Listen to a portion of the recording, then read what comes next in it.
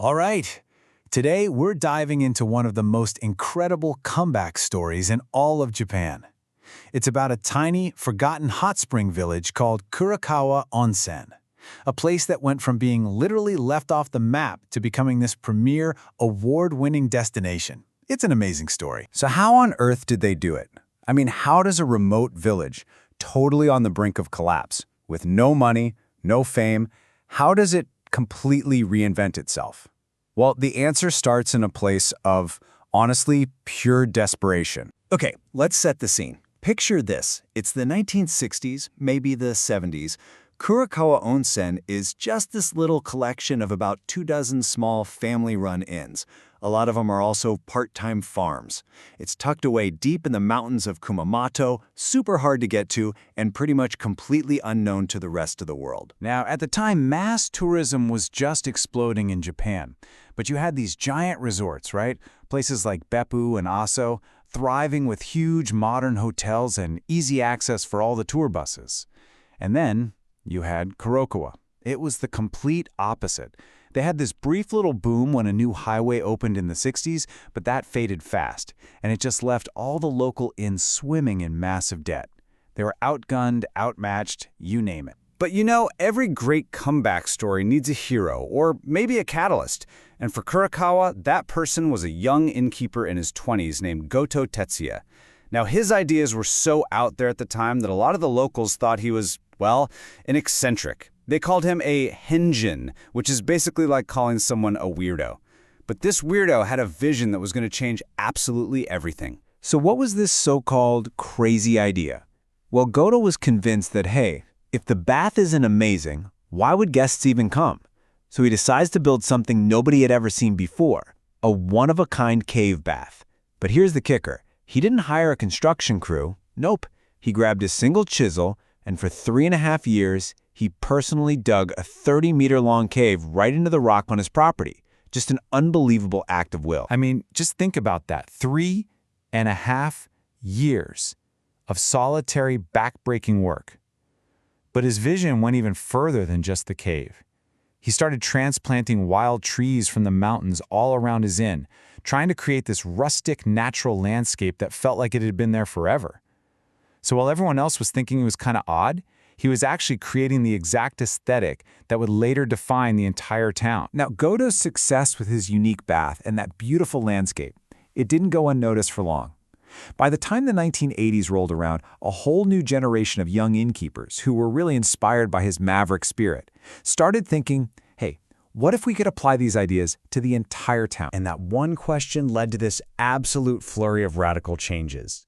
See, they realized that some of the inns just couldn't afford to build their own unique open-air baths. So what was the solution? It was brilliant. They invented the Nuto Tegata, a single hot spring pass that let guests hop between any inn's bath. And right after that, they went for a complete visual overhaul, all driven by that younger generation who had just taken over the town's tourism association. And this next move, this was maybe their boldest one yet. They made the decision to tear down over 200 mismatched, garish, and just ugly competing signs that cluttered up the whole village. And you can bet there was fierce opposition, especially from the older generation. But they stuck with it. They replaced them all with a single, unified wooden design that just blended right into the natural landscape. It was this huge move away from me, and towards us. And this all came from this really powerful guiding philosophy that they came up with, Kurakawa Onsen Ichi Ryokan. Now what that means is the town as one inn. It's this core idea that the entire village should function and feel like one single, large, welcoming inn. And this quote, this just captures that vision perfectly. The entire town is one inn. The streets are corridors, the inns are guest rooms. They totally got it. They understood that no single inn could ever prosper unless the whole town prospered. The streets weren't just roads anymore. They were the hallways that connected all the different guest rooms, the individual inns themselves. It fostered this incredible sense of cooperation over competition. So after all that hard work and this incredible unified vision, what's the result? What's the payoff? Well, let's switch gears and look at what a visitor actually gets to experience in Kurakawa today. Honestly, A visit to Kurakawa it's totally immersive. You can grab that famous wooden pass and literally spend the day hopping between 26 different open-air baths. You get to wander through streets that feel more like garden paths, completely free from the visual noise of neon signs. And if you go in winter, oh man, the experience is magical. They have the Yu Akari Festival, which lights up the river with hundreds of these beautiful, glowing bamboo lanterns. In that whole unified local-first vibe, it definitely extends to the food. You can find these unique treats you just won't see anywhere else. Like there's the Dora Dora burger, which isn't a burger at all. It's this sweet pancake sandwich with a surprise cream-filled mochi inside. Or you can grab a post-bath coffee au lait that's made with this incredibly rich local Jersey milk. Everything is designed to be part of that distinct Kurakawa character. But let's not forget the main event, right? The water itself. For any real hot spring fans out there, Kurakawa is basically paradise.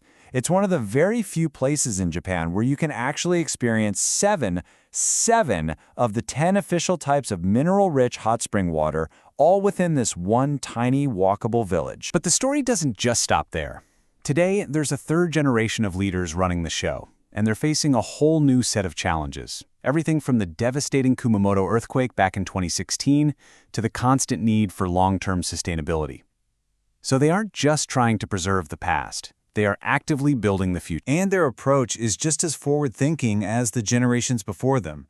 They've launched these amazing projects focused on creating a circular economy. For example, turning all the food waste from the inns into compost for local farms. And they're investing in people too, creating something called the Kurakawa Juku. It's like a leadership academy to make sure a new generation of talent is ready to carry that vision forward. You know what's really incredible is their mindset. They are not afraid to fail. Not at all. They openly admit that some of their ideas, like this one program to create second villagers from outside contributors, it just didn't work out. But for them, that's okay. The process of trying and learning is way more important than being perfect every time. And this quote from one of the third-generation leaders, Yuki Kitazato, it just says it all. It's the Kurakawa way to just try things rather than list reasons why you can't.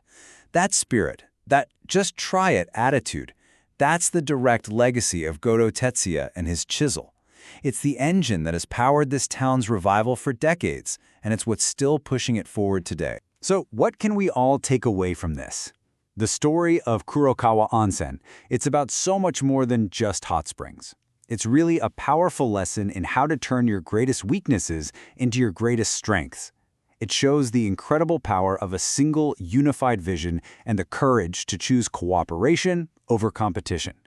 And it leaves us with a pretty big question to think about. What could our own communities achieve if we started treating our streets like corridors and our rivals like family?